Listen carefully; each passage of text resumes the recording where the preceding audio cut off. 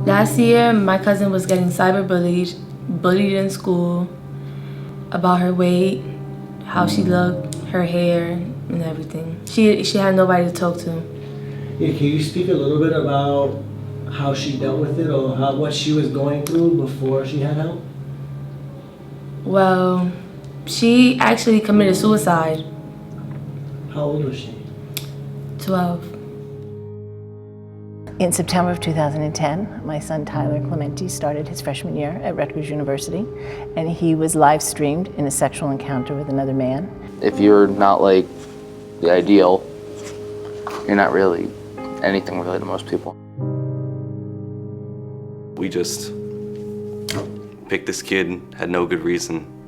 His roommate then went about tweeting about the encounter, as well as putting posts up on other social media, inviting many others to come in and join just that very personal, private moment. This girl was posting anonymous comments on my pictures saying how I was ugly and fat. I always get body shamed for being thick or being too big. And it was at that point that Tyler's reality became very twisted and distorted, and he couldn't find the support that he had available to him. They told me that I should go kill myself. He felt isolated and alone, and because it had been shared with hundreds of people, he felt like the whole world was against him. He made a terrible decision that Joe and I can never change. And on September 22nd, 2010, Tyler died by suicide, and he was only 18 years old.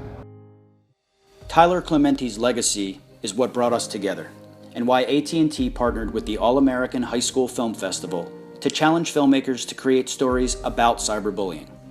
In August of 2016, the partners behind this initiative gathered to discuss how they can work together to put an end to this epidemic. We have someone who's suffered through the greatest tragedy one can imagine. We have the city of New York, we have AT&T. So it is a community right here coming together to help really hundreds and thousands of students, not just from New York, not just from America, but from around the world.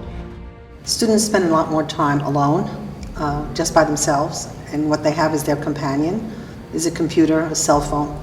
And they tend sometimes to communicate with these things in ways that are not appropriate, but also not knowing the end result.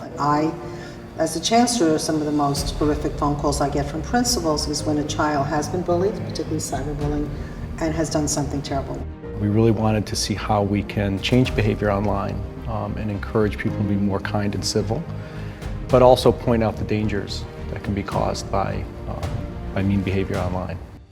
So we brought together 30 teams from around the country to create narrative films in New York City based on their unique cyberbullying experiences. Film is an incredible medium for young people to influence young people. It's that peer-to-peer contact, because the use by young people of creating a film, it's something that people really respect, and so we believe very strongly that it's a great way to propel social action. Tonight's awards are not a finale. They're a beginning. AT&T will screen these films at high schools across the nation, and one winner will create a web series on cyberbullying for Fullscreen. This is an epidemic, and this is a serious, serious problem that we have, and I think we're finally waking up and realizing that.